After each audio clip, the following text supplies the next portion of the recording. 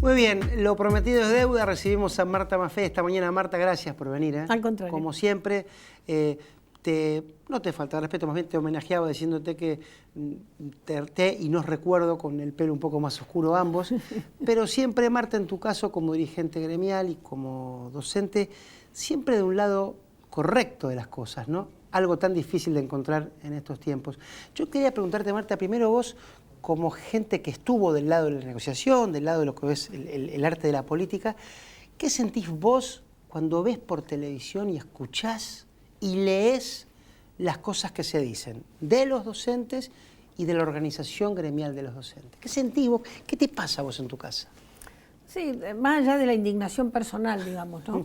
Lo que siento es un fastidio muy grande por la manipulación, ¿no? Porque además aquello de que miente, que algo quedará, es efectivamente así, ¿no? Y me enoja, sinceramente, que los medios cumplan este rol de reproductor de una situación absolutamente malversada, ¿no? Fíjate en el conflicto hoy de los docentes, que desde enero están citando a la paritaria para evitar que esto se produjera en marzo y abril, que hay una ley que obliga al gobierno, en fin, que tienen derechos constitucionales, en fin.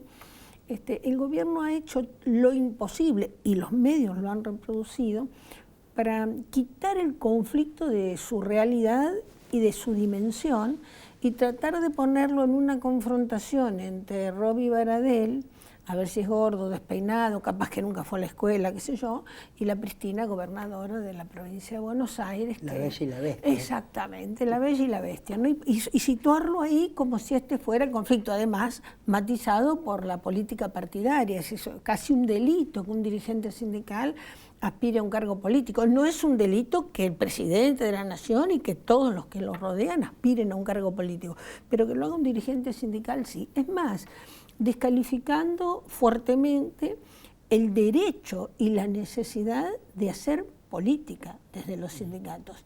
No estoy diciendo política partidaria, pero cuando uno está en el sindicato uno quiere que cambien las políticas salariales, quiere que cambien las políticas educativas, quieren que cambien las políticas de los derechos humanos. Es decir, nosotros tenemos muy resentido el espacio social del derecho en esto que se llama democracia y que es una mascarada, ¿no?, de la democracia, pero está muy lejos de serlo.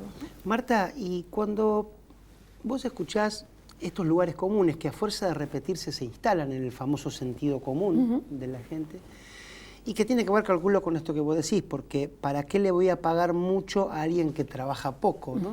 No es casual. No, claro. Cuando a vos te dicen, y te he visto maltratada, por cierto, por varios de mis colegas, aunque a lo mejor algunos no son tales, bueno, pues los docentes se enferman mucho, tanto al día de licencia.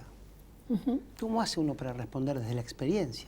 Claro, yo creo que el tema de las licencias es un tema que hay que revisarlo, ¿no? Siempre en favor de la verdad y en favor de la justicia. El régimen de licencias es un régimen justo.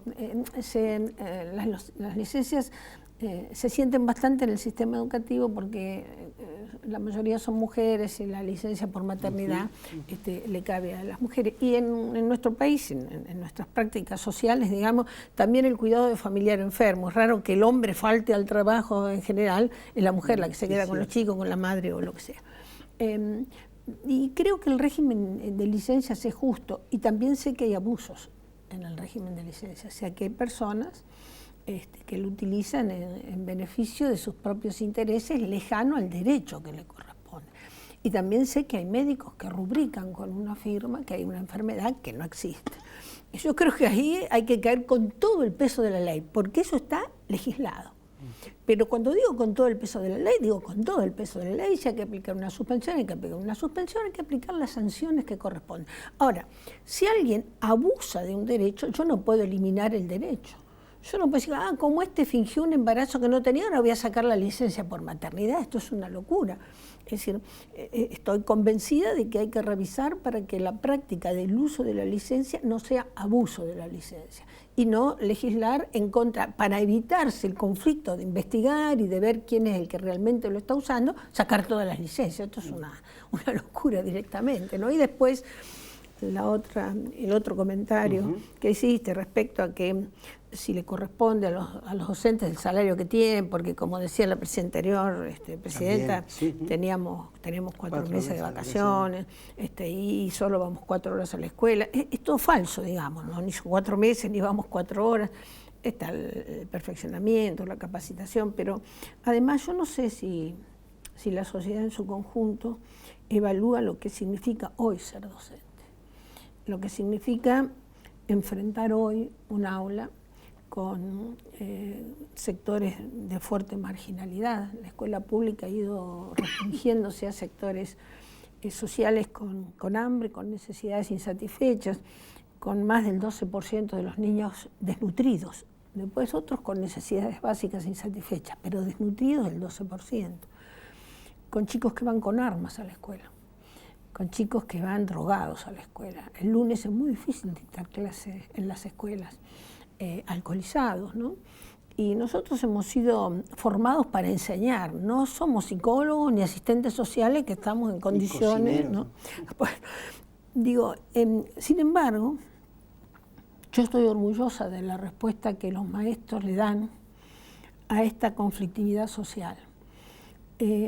Más allá de los enojos que tenemos, de los disgustos que tenemos, de la mala sangre que nos hacemos, intentamos negociar la situación y que los chicos se queden adentro de la escuela y que aprendan adentro de la escuela. Yo no dudo que hay sectores fascistas que dicen afuera de la escuela, hay que expulsarlo, que se vaya, ¿no? Pero nosotros sabemos qué significa expulsar a un chico de un sector social con severas situaciones de familia, de empleo, de habitación, ¿no? Sabemos que en muchos casos la escuela es su única oportunidad y no tenemos ningún derecho a hacérsela perder. Tenemos que buscar las formas, tenemos que encontrar los caminos para que, además de quedarse, aprenda esto de la escuela, ¿no? Y puedo asegurar que no es sencillo porque carecemos de apoyo, ¿no? La mayoría de las escuelas no tiene asesor pedagógico, ni asesor psicológico, ni tiene grados mermados en su número para permitir atender las situaciones, porque si esto te pasa con un grado de 20 chicos es una cosa, pero si vos tenés 50 la cuestión es diferente. Y miraba las estadísticas del Ministerio de Educación, no sin sorpresa, que expresan claramente que en el espacio público el promedio es un docente cada 15 alumnos, en tanto que en las escuelas privadas es un docente cada 13 alumnos. O sea que ahí evidentemente hay más refuerzos y hay menos número de alumnos. Cuando yo digo que hay un docente cada 15, estoy diciendo que en un grado que hay 50 hay 3 docentes, uno de plástico, uno de educación física, el maestro. Sí. Pero esta es la realidad, ¿no? Una realidad difícil y que yo y la mayoría de los docentes no renunciamos a que mejore, no renunciamos a que esto va a ser siempre así, no renunciamos a que los chicos tengan efectivamente el derecho de tener en la escuela un espacio de diálogo, un espacio de reflexión, un espacio que les permita comprender qué pasa. Los medios no ayudan a comprender qué pasa. La mayoría de la gente tiene problemas, no tiene la menor idea de por qué se produce, no sabe por qué se queda sin trabajo, o por qué no tiene agua potable, o por qué no tiene vivienda digna, pero sabe con quién se acuesta la mujer del productor, digamos, ¿no? Esto está dirigido a generar una trivialización de las situaciones sociales y un desconocimiento fuerte de las realidades y las causas de las realidades que se viven y a conocer que hay alternativas para modificarla, que este no es un destino manifiesto de la República Argentina, que nosotros no estamos condenados a padecer esto, que nosotros supimos ser un país privilegiado en materia de educación, que supimos ser un país que tenía una escuela igualitaria, una escuela de inclusión y de promoción social, que los chicos no iban a la escuela solo por contención social, sino porque aprendían, se sentaban juntos los chicos de distintos sectores sociales, producíamos una fraternidad que se prolongaba por fuera de la escuela, un conocimiento de realidades distintas que se analizaba dentro de la escuela y que permitía construir algunas herramientas. Hoy la situación es muy compleja, ¿no? Yo no pensé cuando tenía 20 años que iba a vivir esto, no pensé en la Tercera Guerra Mundial, que se avecina. No pensé en que algunos países se consideren con desarrollo a realizar experimentos nucleares, ni que otros se consideren con derecho a bombardear a los que procuran estos desarrollos. No pensé que íbamos a tener medio país inundado y que no íbamos a saber qué hacer. Como a lo mejor tampoco pensé que se iban a derretir los glaciares y que no íbamos a saber qué hacer y no vamos a saber qué hacer, ¿no? Y pienso que la escuela debe darnos herramientas para eso, no solamente aprender a leer y escribir y aprender las operaciones básicas. La escuela te tiene que dar herramientas para saber cómo actuar ante una situación tan compleja y cuáles son las herramientas legítimas, porque el salvarse solo y salvarse pisando la cabeza de los demás no es el camino que nosotros pensamos para los argentinos.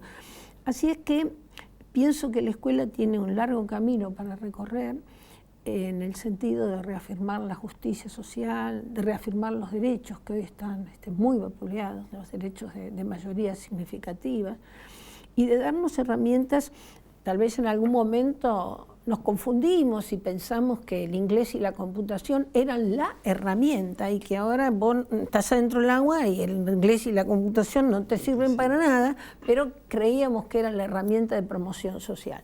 Me parece que nos debemos una reflexión seria como un país para ver qué es lo que queremos que sea la escuela, ¿no? Y en qué paradigma social la vamos a insertar, si es posible que la escuela interprete, entienda que además de la diversidad existe una gran complejidad, que los hechos están entrelazados, que cuando vos resolvés o crees que resolvés un tema, no resolvés todo, sino podés mirar las consecuencias de esa acción que realizás sobre un tema determinado.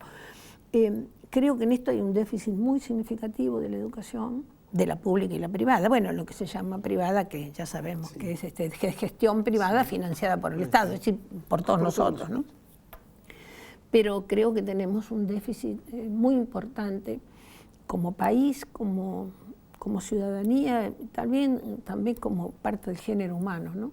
En no poder encontrar la vuelta a este modelo que se llamó la civilización del progreso, digamos, que como otras civilizaciones fueron perdiendo vigor y fueron desapareciendo, ¿no? Creo que esta idea de progreso asociada al crecimiento y el crecimiento asociado al crecimiento material, que no implica desarrollo ni mejoras sociales, solo esa acumulación, nos ha dañado y creo que la escuela tiene que ayudar a reflexionar. Y cuando digo la escuela lo digo en un sentido muy general, no es un problema solo de la escuela primaria o de la escuela media o del Instituto de Formación Docente, es un problema largo que involucra toda la educación, incluso las universidades, hoy completamente sesgadas desde el nacimiento del conocimiento, desde la investigación por los intereses de los grupos sociales dominantes. Son ellos los que definen qué se investiga, para qué lado, a favor de quién.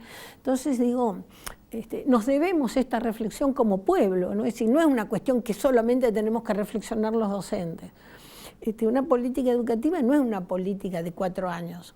Yo, por supuesto, reivindico el derecho que tiene cada gobierno a fijar los lineamientos, ¿no?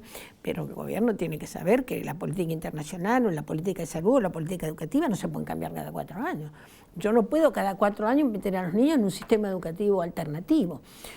Necesitamos la posibilidad de una política de Estado, es decir, una política que incluya distintos sectores sociales, que amplíe el debate, que incluya a los distintos partidos políticos y que nos permite una cierta estabilidad en el proceso de enseñar y de aprender, ¿no? Algo similar a lo que pasó con la ley 1420. No fue una ley para 4 años ni para 6 años, fue una ley que duró 70 años y que produjo casi un milagro, ¿no? Una Argentina que empezaba a integrarse, una Argentina que comenzaba a eliminar el analfabetismo y una Argentina que fijaba en América Latina y en muchos sectores del mundo un ejemplo a seguir en materia educativa, ¿no? Y parece mentira que hubiéramos perdido todo eso, ¿no?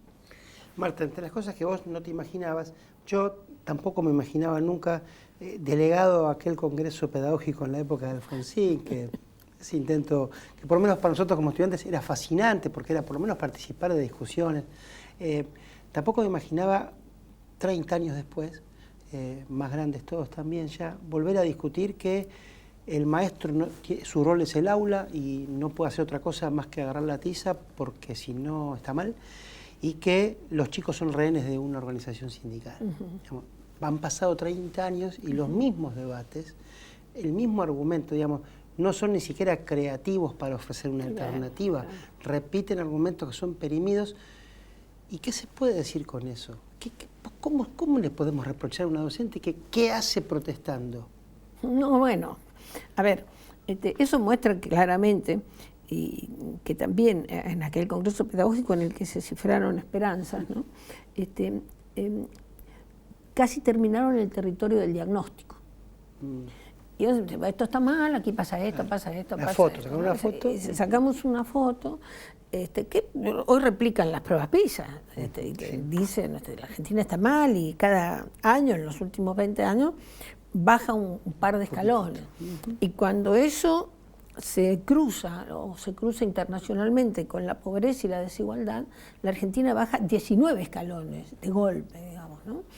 Porque lo que dicen esas pruebas es que lo que ha sucedido, además de que seguimos teniendo escuelas de élite, ¿no? Y que las mejores escuelas de élite son públicas, o sea, el Pellegrini, el Nacional Buenos Aires siguen siendo las mejores escuelas, ¿no? Pero dice también que las escuelas llamadas privadas atienden sectores medios que no tienen grandes problemas ni de hambre ni económicos y que resuelven ese tipo de problemática con respecto a los chicos, y que la escuela pública es la que atiende los sectores marginales. Entonces resulta que tenemos escuelas públicas de rendimiento como el de Finlandia y escuelas públicas con rendimiento como Biafra. Y esto es lo que se viene insistiendo en las pruebas PISA. Yo no estoy de acuerdo con esas pruebas, ni con el modelo, ni con la forma, ni las pruebas estandarizadas, que no pueden el chico poner un renglón que muestre que comprendió y no que copió la crucecita, ¿no? de otro chico. Y además discrepo con que le podamos preguntar exactamente lo mismo a todos los chicos del mundo. Pero dejando esto de lado, las pruebas le vienen señalando a la Argentina esa decadencia y esa desigualdad, esa profundización de la desigualdad. El gobierno hizo trampa en la última prueba PISA y quiso evitar esa notoriedad de la desigualdad y sacó a las escuelas peores de la prueba. Como allá no son tontos y descubrieron esto, la Argentina fue sacada de la prueba PISA, ¿no?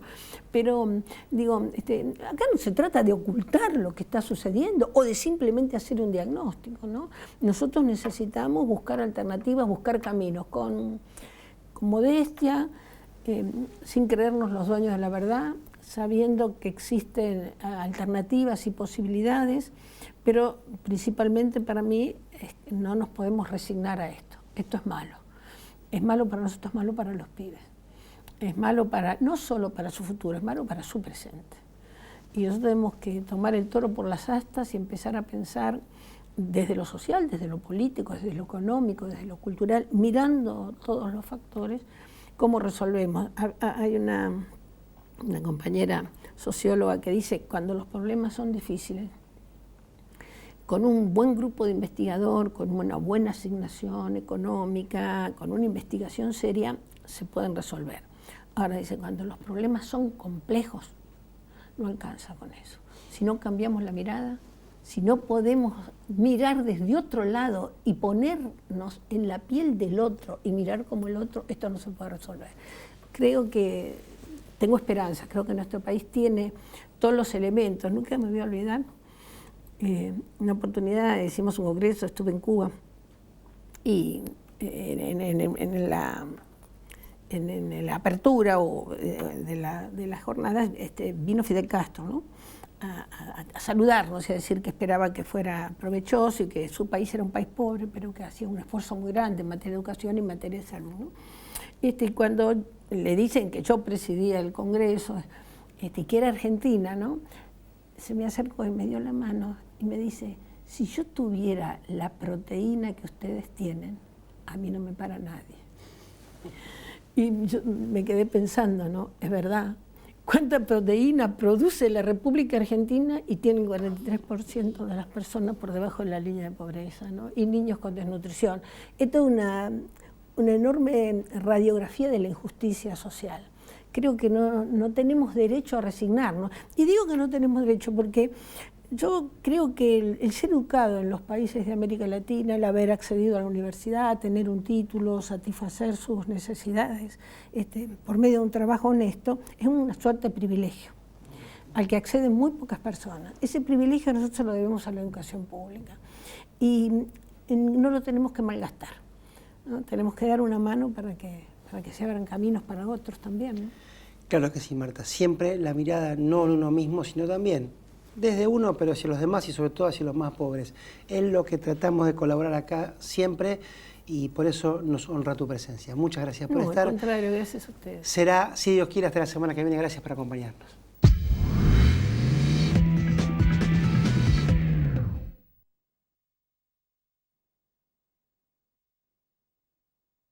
Los vecinos estamos llenos de buenas ideas para la ciudad. Subí la tuya a buenosaires.gov.ar/BAelige. Las propuestas más votadas pueden hacerse realidad. La ciudad es mucho mejor cuando la construimos juntos. Buenos Aires Ciudad. Vamos, Buenos Aires. ¡Qué elegancia! ¿Pero a dónde van con tantos descuentos en espectáculos? No sabemos ir al cine o ver ballet. Vayan al teatro pero con los lentes puestos. Ballet en 3D.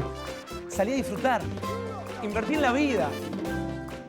Auspicia este programa Banco Provincia.